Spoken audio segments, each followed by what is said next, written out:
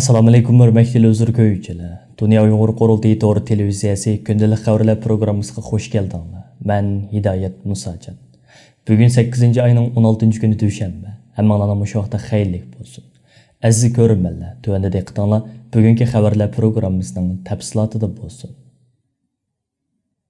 Bu yıl 11. ayının 13. günüdən 14. günügacha Çexiyaның paytaxtı Pragada ötküzüladigan 7. növbətlik Dunya Uyghur Qurultiyinin Kanada vəkilləri Kanada Şərq Türkistan Birliyi tərəfindən 15. avqust yakshanba günü Uyghur Kanada İslam və Mədəniyyət Mərkəzində ötküzülgən demokratik saylam arqılıq rəsmi saylab çıxıldı. Əslində 7. növbətlik Dunya Uyghur Qurultiyi tayyorluq komiteti bu növbətlik qurultay vəkillərinin 8. ayının 22. günü hər qaysı əllərdə bir tutaş ötküzüladigan saylam arqılıq saylab çıxıladiganlığını elan qılğan idi. Amma Kanada Şərq Türkistan Birliyi 8. ayının 15. günü özünün yarım yıllık umumi xizmət yığınını ötküzüşünü qarar qılğan və 7. növbətlik Dunya Uyghur Qurultiyi tayyorluq komitetidən korona vəziyyətiga qarmay 300 nəfərə yaxın cəmaət toplanğan bu yığında 7. növbətlik Dunya Uyghur Qurultiyinin Kanada vəkillərini saylab çıxışını tələb qılğan. Ularning bu taklifi Qurultay tayyorluq komiteti va Qurultay raisligi tarafidan uyg'un ko'rilgan edi. 7. navbatlik Dunya Uyghur Qurultiyi tayyorluq komiteti tarafidan Kanadaga bo'lib berilgan rasmiy vakillarning soni 15 nafar bo'lib, vakil nomzodligi Qurultay tayyorluq komiteti, Qurultay raisligi, Qurultay taftish hay'ati va Qurultay ishki ishlar komiteti tarafidan oxirgi qitim tasdiqlanib muqimlashtirilgan va nomzod bo'lishning shartlarini o'rinlagan jami 18 nafar vakil nomzodi saylamga tushdi. Saylamdan burun cemaatga bu vaqtda izohat bergan Kanada Şərq Türkistan Birligining raisi To'yg'un Abduvali apandim mundaq dedi. Dünya Uyghur Qurultiyi vekillik sayımı Kanada 2021-15 avgust yani bugün anlatıldı. Her birinin kağıtlı bununla iltimas kılan adam online 18 iken 15 sayılar presine sayılarken Dünya Uyghur Qurultiyi çıkaran şu vekillik salayetiyle ilgili nizamnamalar ve Kanada Şərq Türkistan cemiyetiga yakın baslaşkan ve bunun bedellerini ödeyen faaliyetini baslaşkan adamı gösterse şular şu bu yıl 11. 12. 14. günde Çex Praga'da yaşayan 7. növbetlik saylamı verişler hakikaten vekil bulayı oldu. Bunun 18 saylam var, 15 saylam kazanıldı. Uzanlı tutulan aktif cemiyetin masajlarını sayılır. Rahmet. Saylam belti 7. növbətlik Dunya Uyghur Qurultiyi tayyorluq komiteti tarafidan bir tutash holda hozirlanib, har qaysi davlatlardagi saylam komitetlariga yetkazib berilgan bo'lib, saylam beltida har bir davlatdagi vakil nomzodlarining ism familiyasi va shu davlatdan saylab chiqiladigan rasmiy vakillarning soni o'rin olgan. Demokratik usulda ötküzülgen saylam nəticəsində köp avazga erişkən 15 nəfər kişi 7. növbətlik Dunya Uyghur Qurultiyinin rəsmi vəkillik salayetiga ega. Demokratik usulda ötküzülgen saylam nəticəsində köp avazga erişkən 15 nəfər kişi 7. növbətlik Dunya Uyghur Qurultiyinin rəsmi vəkillik salayetiga. Gerçi saylanmagan bolsa-mı, amma vəkil nomzodligi tasdiqlangan 3 nəfər kişi 7. növbətlik Dunya Uyghur Qurultiyinin kandidat vəkillik salayetiga erişdi. Kanada Şərq Türkistan Birligining 15. avqust ötküzülgen umumi yığınida yana mazkur tashkilotning o'tgan yarim yilda ilib borgan faoliyatlari va moliya kirim chiqim ahvoli haqida tashkilot a'zolariga doklad berilib, bundan keyingi yarim yilda ilib beriladigan xizmat plani tuzib chiqildi. Yig'inda yana 7. ayning 4. kuni Torontodan poytaxt Ottawaga qarab piyoda yurish qilgan va 450 kilometrlik musofani besib, 7. ayning 19. kuni Ottawa'dagi bosh ministerlik binosi oldiga yetib borgan jasur va fidokor o'g'lonimiz Bilal Malik apandimni va safar jarayonida uningga hamroh bo'lib madad bergan 11 nafar qarindishimizga jasorat mukofoti tarqatib berildi. 7. növbətlik Dunya Uyghur Qurultiyi tayyorluq komitetining raisi Parat Yo'ronqash apandim bu munosabat bilan bugun Kanada Şərq Türkistan Birligining raisi To'yg'un Abduvali apandimga tabrik xat yo'llab, Qurultayning Kanadada saylab chiqilgan yangi vakillarini qutlaqladi. Tabrik xatida qisqacha mundaq deyilgan: 15 avgust kuni 7. növbətlik Dunya Uyghur Qurultiyining 15 nafar Kanada vakilining demokratik usulda saylab chiqilganligidan intayin xursand bo'ldim. Men 7. növbətlik Dunya Uyghur Qurultiyi tayyorluq komiteti nomidan rasmiy saylab chiqilgan bu 15 nafar vakilimizni yurakdan tabriklayman. Shundaqla gerçi saylanmagan bo'lsa-mu, ammo nomzodlik shartlarini o'rindab, kandidat vakillik salohiyatiga erishgan 3 nafar qarindishimizni alayda tabriklayman. Ishonamanki, Kanadadagi rasmiy vakillarimiz bilan kandidat vakillarimiz Dunya Uyghur Qurultiyining yanama zo'royishi va milliy mustaqillik kurashimizning yanama taraqqiy qilishi uchun unumli xizmatlarni qilg'usi. Dunya Uyghur Qurultiyi markazi organining stansimizga bildirishicha 7. navbatlik Qurultayning rasmiy saylab chiqilgan vakillari millat vakili yoki parlament a'zosi tusini olgan, alayda salohiyatga ega bo'ladi va ular o'zlari turishliq davlatlarda Dunya Uyghur Qurultiyiga to'liq vakillik qilish salohiyatiga ega bo'ladi.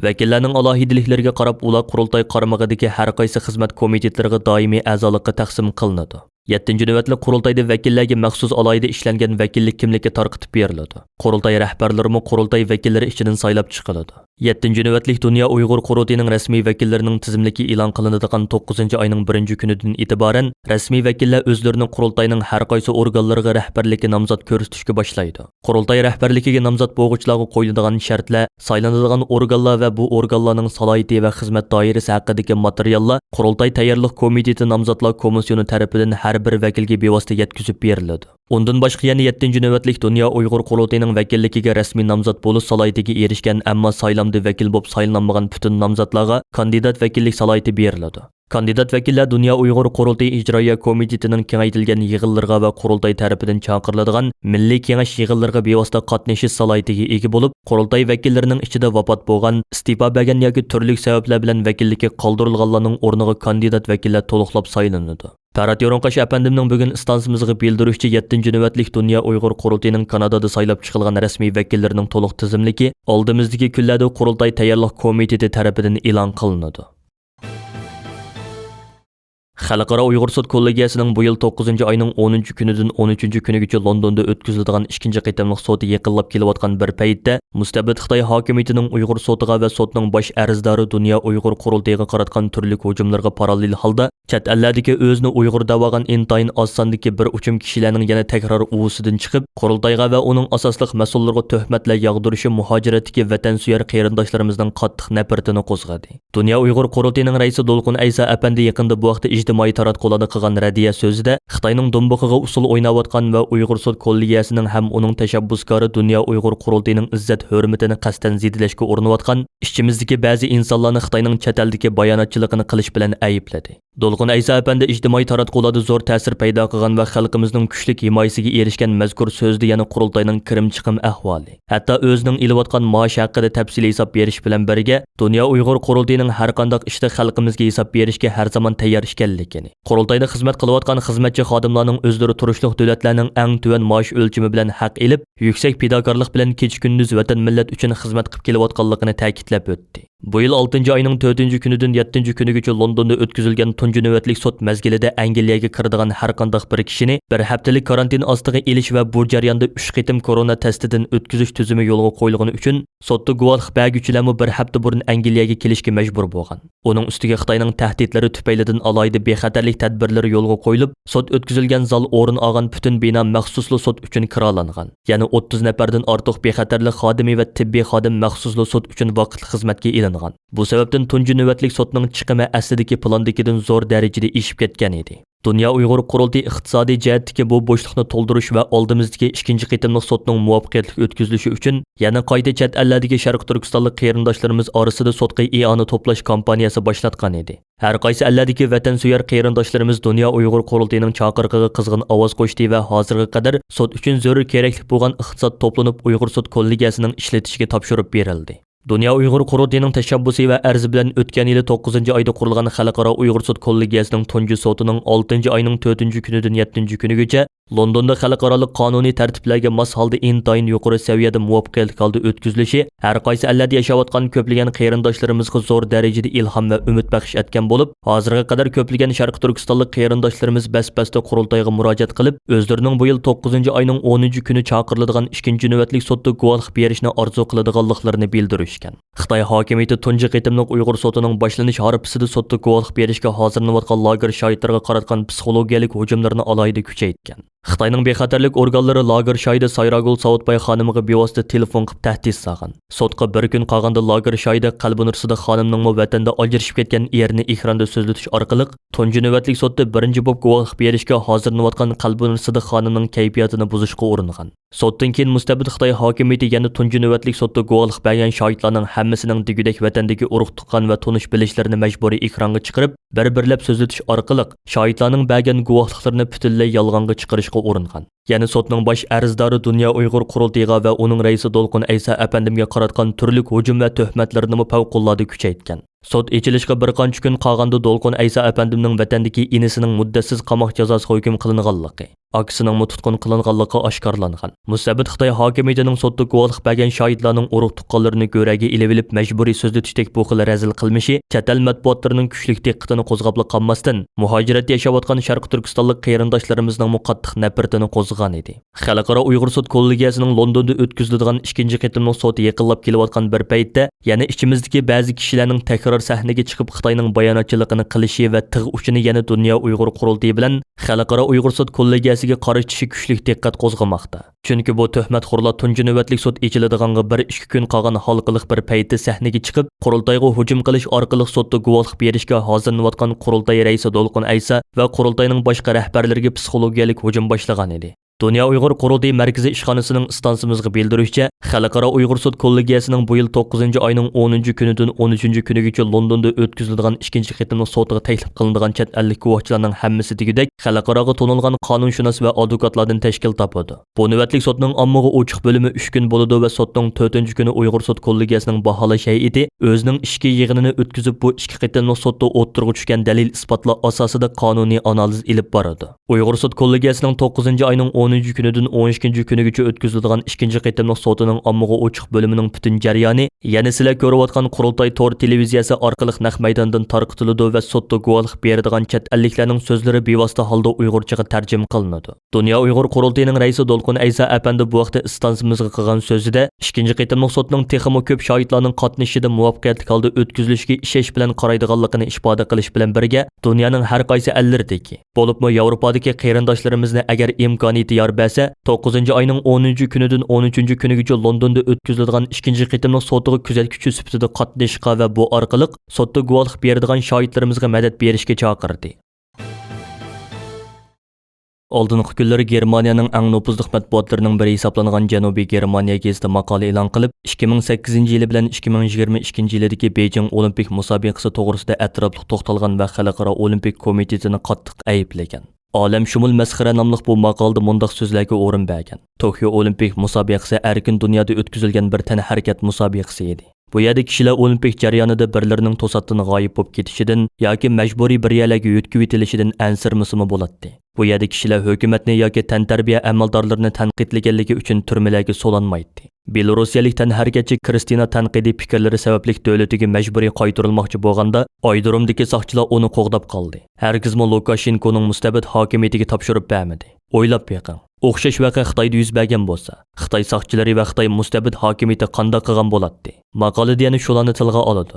Xalqaro Olimpik komiteti 2008-yildagi Beijing Olimpik musobaqasidan keyin Xitoy texmo erkinlashidi va ichib etiladi degan sodda xam xiyolda bo'lgan edi. Amaliyotda 2008-yildan keyin Xitoydagi kishilik huquq vaziyatida ijobiy o'zgarish yuz berish tugul, aksicha texmo qabohatlashib ketdi. 2008-yildan keyin yana bir qitim olimpik o'tkazish huquqini kishilik huquqqa haqorat qiladigan mustabid bir davlatga berishga Xalqaro Olimpik komitetini hech kim majburlamadi. Bu joy qiynash va qayta tarbiyalash lagerlari mavjud bo'lgan bir davlat edi.